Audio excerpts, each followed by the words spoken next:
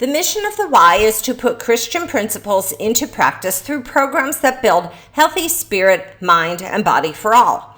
I'm Terry Bissell from Human Resources, and welcome to the Manatee YMCA Camp Staff Orientation. If you have any questions regarding this training, please make note of them and contact me. My contact information will be available at the end of the presentation. You will be required to take a quiz after the presentation, so make sure that you're paying close attention. Today we're going to cover the history of the Y, mission of the Y, child sexual abuse prevention, safety topics, some camp tips, payroll, along with a few miscellaneous things you need to know. The YMCA was founded in London on June 6, 1844 by George Williams and 11 of his friends. They wanted to provide young men with a safe place to stay, a warm meal, and share Bible study. Theirs was a shared commitment to strengthen community. In 1851, Thomas Sullivan, a retired Boston Sea captain, brought the YMCA model to America. He wanted to provide a home away from home for sailors and merchants. Through the influence of evangelists Dwight Moody and John Mott, the American YMCA sent workers by the thousands overseas, both as missionary-like secretaries and as war workers. An interesting note about John Mott: he won a Nobel Peace Prize in recognition for the role the YMCA played in increasing global understanding and for its humanitarian efforts. Also, he and a colleague were offered free passage on the Titanic by a White Star Line official interested in their work. The men declined and took another ship. When they reached New York and heard about the disaster, it's said that the two men looked at each other and said, "The good Lord must have more work for us to do." By prioritizing diversity and inclusion, we seek to ensure that all segments of society have access to the Y and feel welcome and fully engaged. In 1853, the first African-American Y was founded by Anthony Bowen, who was a freed slave. In 1875, the first Asian Y was founded in San Francisco, and in 1879, Thomas Wakeman, a Dakota Indian, founded the first Native American YMCA. Women were involved with the Y earlier than you might think. The first woman joined the Brooklyn Y in 1850. During World War I, over 5,000 women ran military canteens. After World War I, 62% of Ys allowed women, and then in 1978, gender discrimination was banned by the YMCA. Ys in the U.S. have a proud history of serving the people in their communities in a variety of practical and effective ways. Here are some of the highlights and accomplishments of the Y movement in America. Did you know that basketball was invented at the Y? James Naismith was working at the Springfield, Massachusetts Y in 1891. He was faced with the problem of finding a sport that was suitable for play inside during the cold Massachusetts winter. He wanted to create a game of skill for the students instead of one that relied solely on strength. He needed a game that could be played indoors in a relatively small space. The first game was played with a soccer ball and 2 peach baskets used as goals. In the early 1900s, the peach basket was replaced by a metal rim and closed netting. It wasn't until 1906 that the netting was cut to allow the ball to fall through the hoop. Volleyball was also invented at the Holyoke Y in 1895 by William Morgan. Businessmen felt that basketball was too strenuous. The game was originally called mintonette. Racquetball was invented by Joe Sobek in 1950. It was a variation of paddleball. He found that the core of a tennis ball worked for this sport, and Spalding was the original manufacturer of the ball.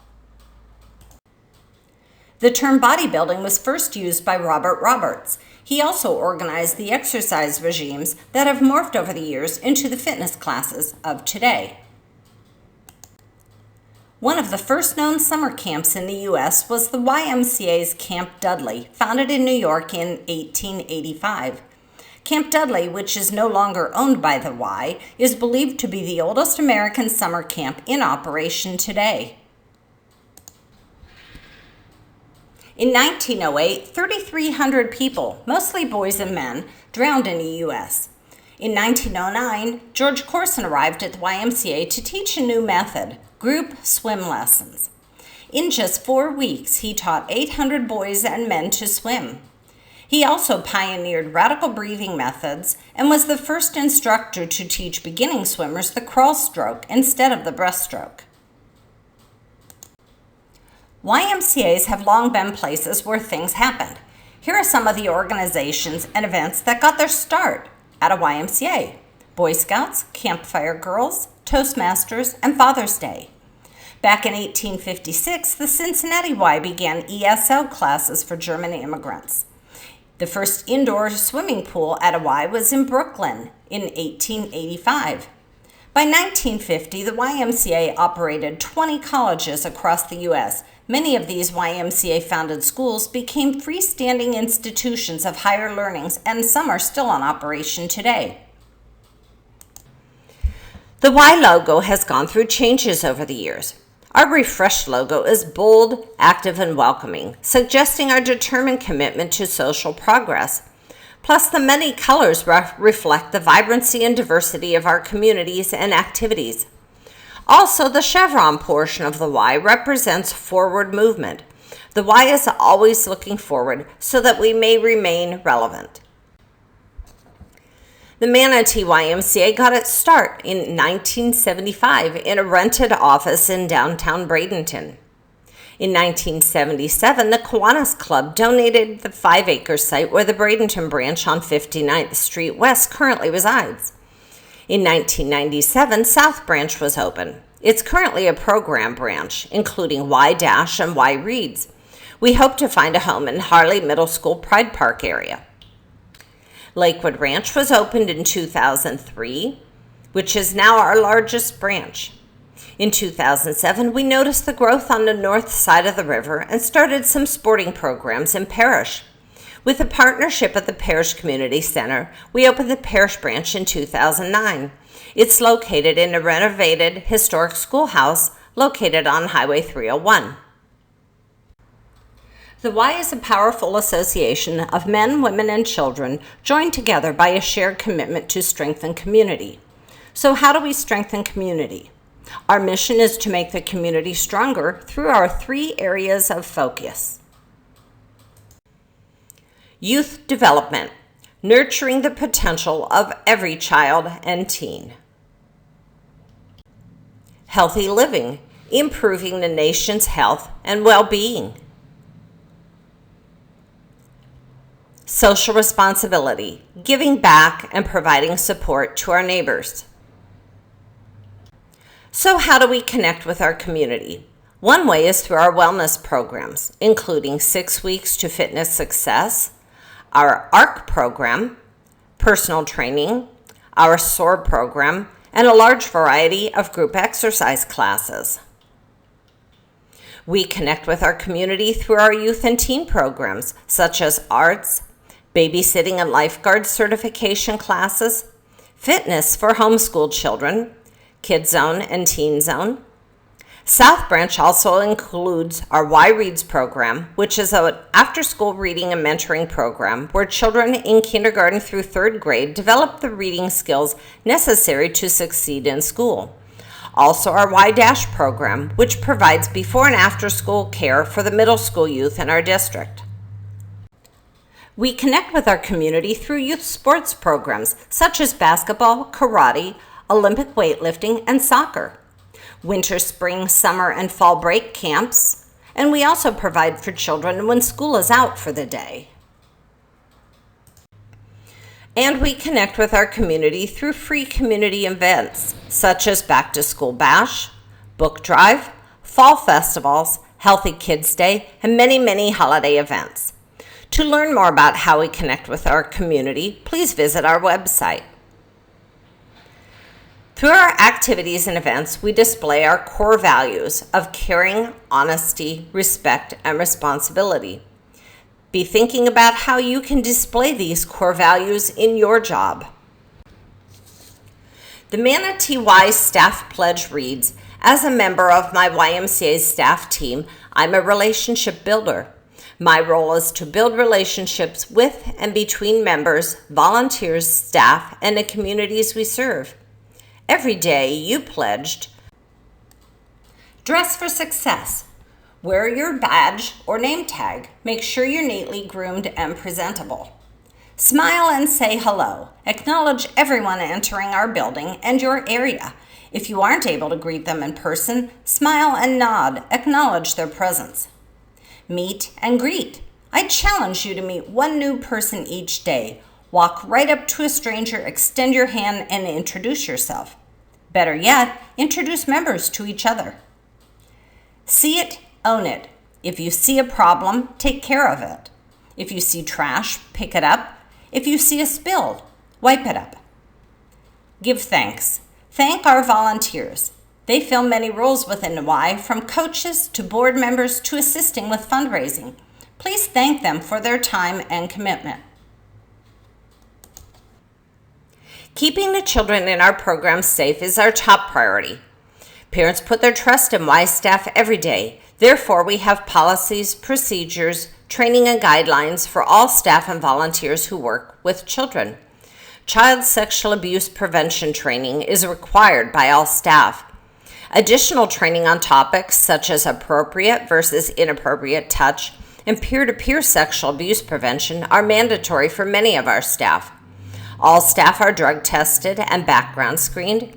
In addition, staff whose primary duties include working with children are fingerprinted. Procedures are in place to safeguard the children in our programs.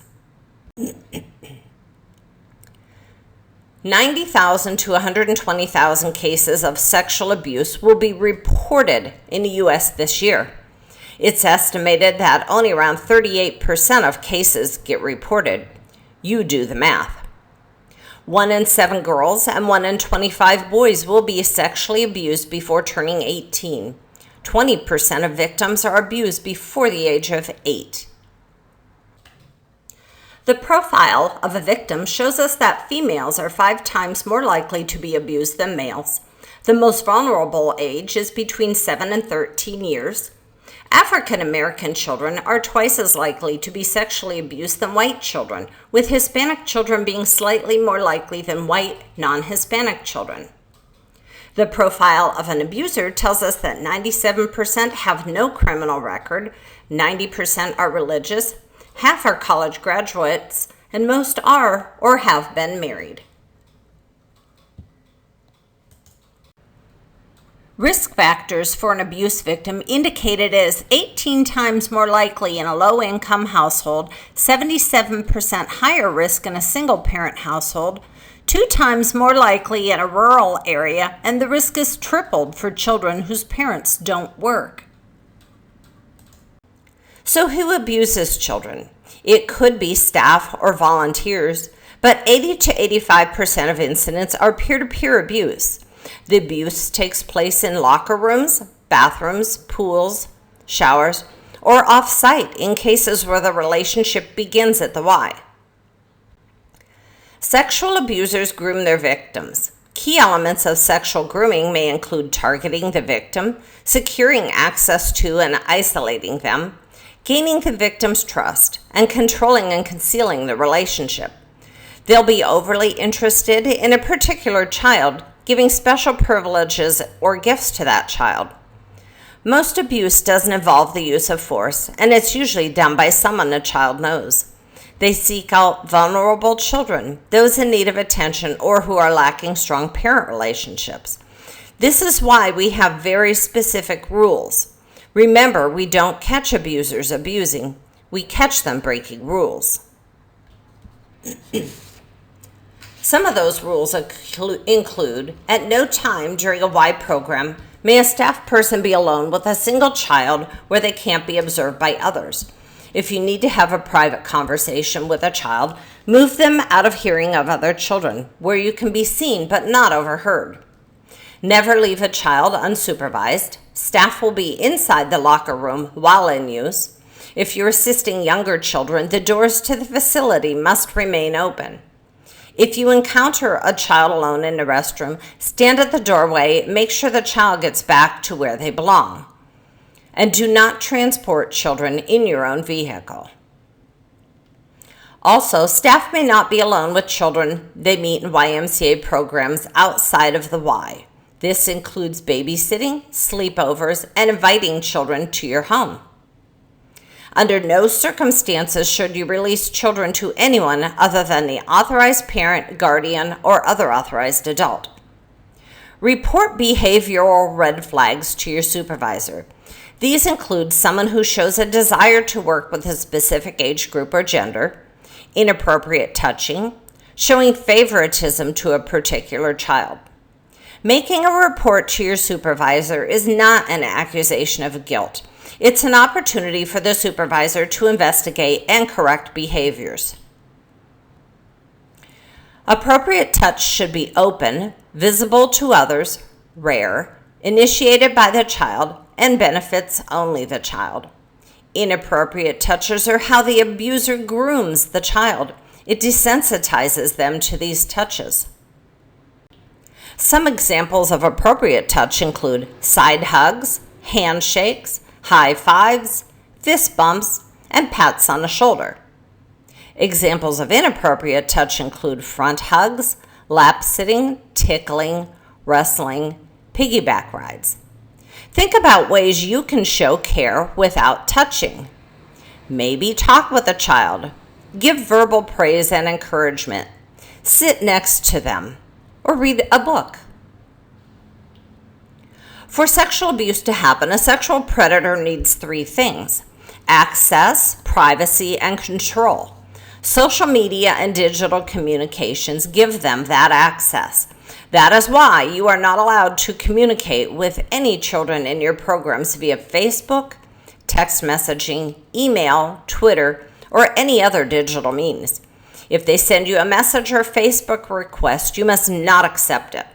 Take the time to explain to them why. Use this as a teaching opportunity.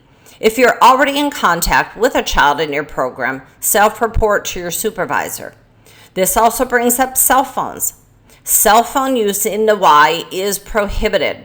The only exception would be the case of a field trip or similar circumstance where you need to be able to communicate with your supervisor via cell phones. Every staff member and volunteer has a legal and ethical duty to report any reasonable suspicion of child abuse, molestation, neglect, or sexual misconduct. Notify your supervisor and make the report. Remember, making a report is not an accusation of guilt. DCF will investigate the validity of all reports. We also want to keep our staff, members, and visitors safe. This is why we require all staff to become CPR and first aid certified, complete Redwoods training, and complete new hire orientation. See It, Own It also has safety implications. It helps to avoid hazards and keeps our facility clean. If you see trash, pick it up. If you see spills, clean them up so no one slips. If you see frayed electric cords, notify your property manager and secure the piece of equipment. Be aware that the YMCA does not allow any extended breath-holding activities. This is due to the risk of shallow water blackout. If you overhear children talking about seeing who can hold their breath the longest while in the pool, notify the lifeguard and talk to the children about why this is not allowed. For the safety and security of our staff and members, make sure you're wearing your staff shirt or name tag so you are identifiable as a staff member. It's our responsibility to ensure the safety of everyone in our facilities, so be aware of your surroundings and be observant of what's going on. If something makes you go, listen to your gut and notify your supervisor. Staff accidents must be reported immediately to your supervisor. An incident report must be filled out regardless of the severity of the accident. If medical treatment is needed, you must get prior authorization. If the accident is life-threatening, call 911. You will have to take a post-accident drug test and complete the required paperwork for workers' compensation. Member accidents must also be reported immediately to your supervisor. An incident report must be filled out regardless of the severity of the accident. When completing an incident report, use pen, write neatly, Get witness names. State facts. Be descriptive but concise. Above all, do not share the incident report with anyone and do not make copies. Turn it in directly to your supervisor. These are internal investigation forms and are not to be shared or copied. Here are some housekeeping items. Use caution signs or cones to designate slippery or wet areas. Mop up water around water fountains and pool access areas. Make sure you aren't blocking stairwells, exit doors, or access to safety and emergency equipment such as fire extinguishers, the AED, or alarm panels. If you need to lift something, test the load first to make sure you can lift it safely. Lift smoothly and don't jerk or twist while lifting. Keep the load close to your body. If it appears too heavy, ask for help. And be aware of equipment with frayed cords or missing guards. Secure the equipment and notify the property manager. Also, if you must run a cord through a walkway, you must use a cord cover or tape the cord down. Here at the Y, we practice universal precautions, which means we treat all bodily fluids as being potentially infectious. Exposures typically happen during rescue, janitorial cleanup, first aid, and in child care. Wear gloves if needed. Wash and disinfect hands. To properly disinfect your hands, use antibacterial soap and sing the happy birthday song in your head twice. If you need to cough or sneeze, use a tissue, your elbow, or armpit. Do not sneeze into your bare hands. You were issued an employee handbook. Please read it. We'll review just the few of the items in the handbook. All camp staff are expected to conduct themselves in an appropriate, mature, and professional manner at all times. Smoking, including vaping, weapons and violence, both physical and verbal, are prohibited on Y property and during Y-sponsored outings. Bullying of any sort will not be tolerated. Here are some additional camp tips. Under no circumstances are you allowed to participate in any physical or sports activity with the children. You are only allowed to supervise and encourage. Continually scan the room. Continually scan the pool. Wear sturdy athletic shoes. Wear only the camp shirt provided. Shorts must be of an appropriate length, and no tight-fitting or revealing clothing is to be worn. Remember the 3 R's of camp counseling. The roles of the camp counselor are to be a leader, friend, helper, resource, listener, teacher, and organizer. The responsibilities of the camp counselor are to keep the campers safe, keep them involved, provide leadership, and work as a team member. The relationships of the camp counselor include developing good relationships with the campers, other counselors, camp directors, and with parents. Here are some reminders. No cell phones. You may be new, but people don't know that. They're going to ask you questions. It's okay to say "I don't know" to a question as long as you follow it up with "but." I don't know, but I know where to find the answer. I don't know, but I know who can answer that. Park farther out so that our members and guests can have the closer spots, and pick up trash as you walk in. Remember that the parking lot is the first thing someone new to the Y will see. We want to make a good impression. All staff members are responsible for keeping our Ys clean and presentable. If you see trash on the floor, stop to pick it up. When you use the restroom, grab a few extra paper towels and wipe down the counters. Make sure that all the trash is in the trash containers.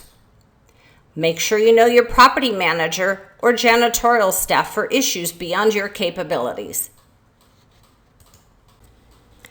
If you are under 18, you're considered a minor and must abide by child labor laws. You must take a 30-minute documented break every 4 hours. So if you clock in at 7:55, you must clock out for 30 minutes no later than 11:55. You may not work more than 8 hours in a day or more than 40 hours in a week. You may not work more than 6 consecutive days in any week. Some of you have more than one job at the Y, so you need to look at all of your jobs combined to make sure you aren't in violation of any of the rules. The penalties for violating these laws are quite stiff, so please help your supervisor keep you compliant. It's your responsibility to keep an accurate record of your hours. If a time clock is available, you must punch in and out. If the time clock is down or you forget to punch in and out, you need to complete a missed time slip and put it in the agreed upon location at your branch. Unauthorized overtime is not allowed. Do not clock in more than 5 minutes before your assigned shift, and make sure you clock out no more than 5 minutes after the end of your shift. If you're completing a paper timesheet, do not complete them in advance. Keep in mind these are legal documents. Falsifying your timesheet or having someone else clock in or out for you is considered misconduct. If a time clock is not available at your location, you'll need to complete a paper timesheet. Remember, these are legal documents, so use pen and print your legal name, not your nickname. Make sure your timesheet is legible. Enter your start and end time. Again, no more than 5 minutes before your shift and no later than 5 minutes after your shift. If you're a minor, you must take a 30-minute break and document it on your timesheet. Don't use whiteout. If there's an error, cross it out and initial next to it. Don't take your timesheet home, and make sure you turn it in to the proper location. You are responsible for the accuracy of your timesheet. There are lots of ways to stay connected at the Y. Please become familiar with our website. The employee-only quick link at the bottom of the homepage allows you to sign up for CPR, print a new W-4 form, or a new direct deposit form. You can also access MyPY from here. This is where you can view or print your pay stub, check your hours, and even reprint your W-2 form. If you use Facebook, find your branch's Facebook page and like it.